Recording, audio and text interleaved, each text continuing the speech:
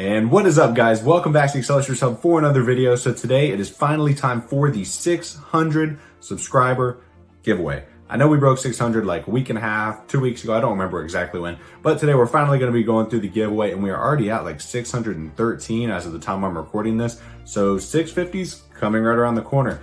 But before we get into the giveaway, we have a really cool thing to look at first.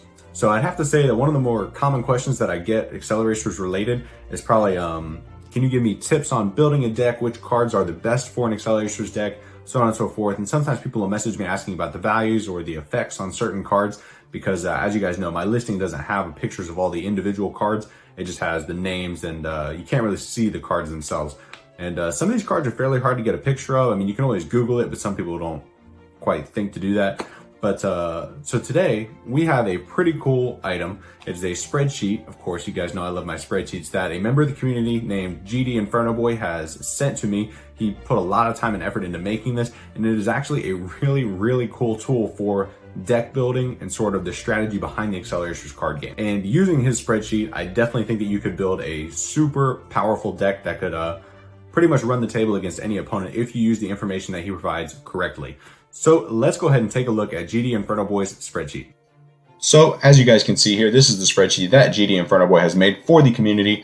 What an amazing resource. This actually has every single card from the Acceleracers card game documented on the spreadsheet, as far as the card name, the card number, the card's SPP values, their terrain symbols, mod icons, basically anything you need to know about any of the cards in the trading card game. This sheet is where to find it. As you can see in the top left corner, we have a list of all 25 of the Racing Realm cards, and it has all their speed, power, and performance icons. So this will help you build decks, figure out which realms are the best for your specific deck, so on and so forth. Another cool thing that this sheet has is it has an international column for all the trading cards. So this shows, I could be wrong, you may have to correct me in the comments, but I'm pretty sure if it has a solid green line, that means that that card is known to have an international version. And if it has a black line, that means that it is a card that is not included in the international card game.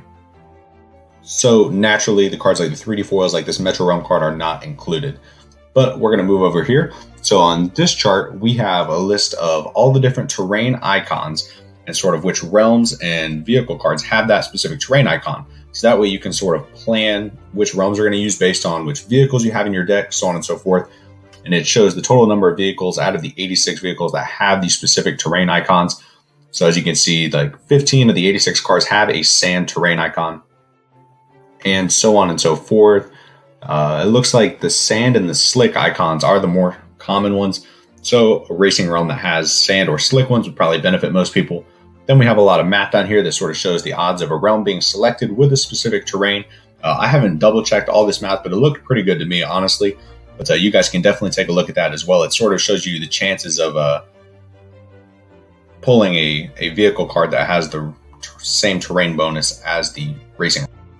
But let's keep moving on here. So then we have another chart that has, once again, all the terrain bonuses and your odds of having a vehicle from each of the racing teams that has that specific bonus. So it looks like the Silencers and the Metal Maniacs are probably the two more likely teams that will have a terrain bonus that matches the realm.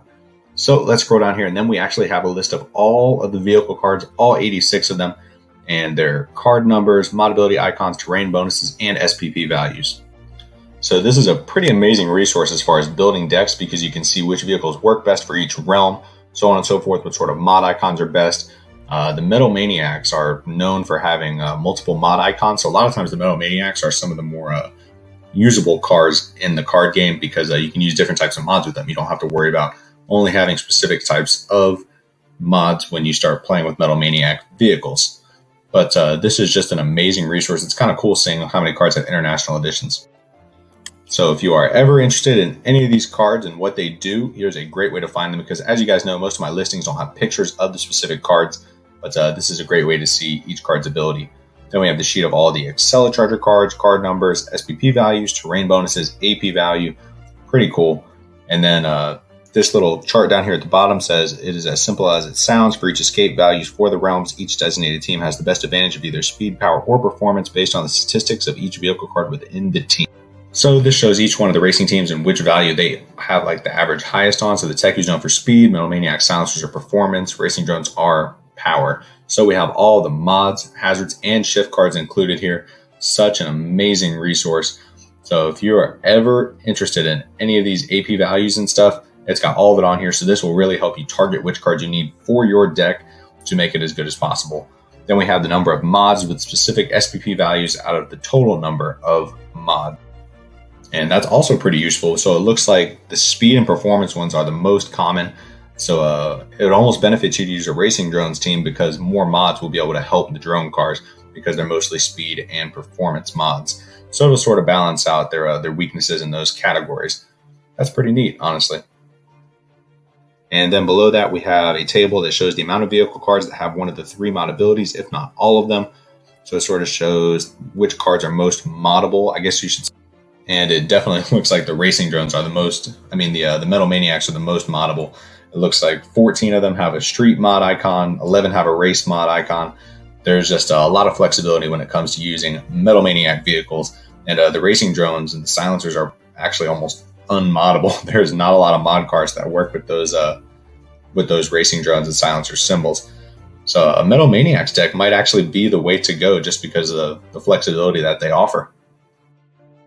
So it's definitely very important to know your mod icons for your cars. After all, God forbid you get a deck full of Teku and Racing Drones cars, and then none of the mods that you have in your hand work for them. So it's definitely important to sort of look ahead when you're building your deck.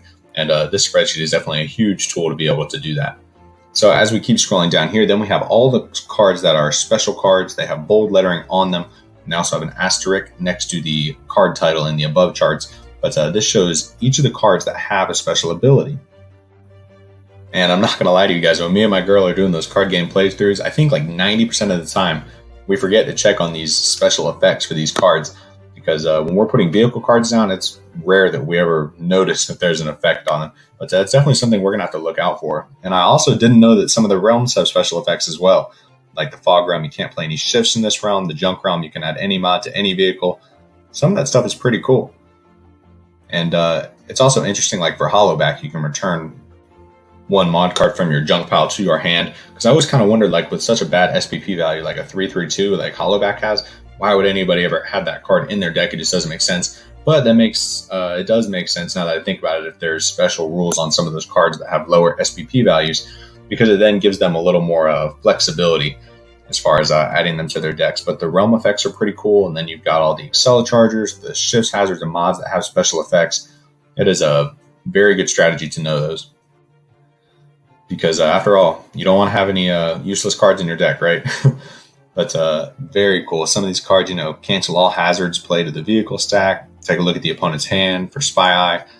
Some pretty cool little effects that some of these cards have. So then the conclusion that he came to the bottom of this was which cards are the best of the best. This thought process is to exclude 3D foils as much as possible since the chance of pulling one is pretty rare.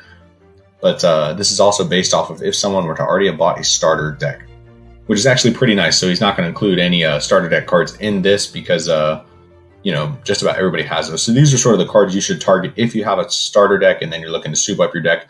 We have Torqued Rolling Thunder, Flathead Fury 2. We got a bunch of pretty cool cards in here. There's a bunch of foils in here as well. Vector Carbide, Battering Bubble, so on and so forth. But it's definitely just an amazing resource. So those are the cards that you should look to add to your deck if you're trying to soup it up and become better at the card game. But this spreadsheet is available to everyone. It's on Google Drive. I'm going to leave the link to it down in the description of the video. It is view only, so you won't be able to make any changes, but you can check it out. So once again, a huge shout out to GD Inferno Boy for sending us that spreadsheet so that we could take a look at it. And as I said, the link to it's going to be in the description of the video. It's going to be view only. Feel free to go check it out and definitely use it to build your decks, guys. It's a pretty cool resource, especially if you don't have photos of all the trading cards. It could definitely help you target which cards that you should be adding to your deck and which ones are the most effective. That way you don't throw out a deck of just, mismatched cards that you pray the mod icons match up, so on and so forth. Now that we've taken a look at that, let's go ahead and jump into the 600 subscriber giveaway. So what we're giving away this time around is 2 carded 2005 Acceleracers. I'm sure you guys are getting a little bit sick of all the Gen 2 cards that I've been giving away. So we're going to be going back to 2005. But as you can see, I do have a lot of Gen 2 cars laying around of kind of overwhelmed with all of them actually. They're everywhere. But the two cars that we're giving away this time around are a carded silver RDO3, the silver version, and a carded RDO1. This is definitely the harder to find of the two. I'd estimate the value of these two together to probably be right at about $70, $75 because they're probably honestly not worth that much, but based on the way the prices are on eBay right now, it'll probably cost you like $35 to $45 to get a carded RDO1. So these are the two cars that we're giving away for the 600 subscriber giveaway. And now to be entered into the giveaway, as always, what you got to do, you need to like this video. You need to be subscribed to the Acceleracers Hub to be eligible. And I need you to go down to the comment section for me. And this time around, let's see. You guys gave me a ton of great ideas for questions to ask for the giveaways. This time what we're going to go with is I want to know your 3 least favorite Acceleracers car models. So we did the most favorite, and I think, it was, which ones were it? I'm pretty sure it was like Power Rage, Reverb, so on and so forth. So this time around, I want to know your 3 least favorite models from the Acceleracers series. For me, it'd probably have to be like, let me think. Off the top of my head, I was not a big fan of Powerbomb. Definitely not a fan of Drift Tech. And I'd have to say, honestly, Technetium was not a great model for me either. I really didn't like how small it was, and I thought it looked a little silly compared to some of the other wicked looking silencers like Cublight and Carbide. So those would probably have to be my 3, but go down to the comment section for me. Let me know what your 3 least favorite car models are. They can be the diecast or the ones from the movie, because I know Powerbomb and Drift Tech weren't in the movies. But that is how you get entered into the 600 subscriber giveaway. And like I normally say, guys, I always tell you this, there's another giveaway right around the corner. So if you don't win at 600, there's another one as soon as we hit 650 subs, and then 700, so on and so forth. The giveaways are not stopping anytime soon. So be sure to go enter yourselves into the giveaway, and that is going to wrap it up for this video, guys. As always, hopefully you enjoyed, and I'll see you guys in the next video. Peace out, guys.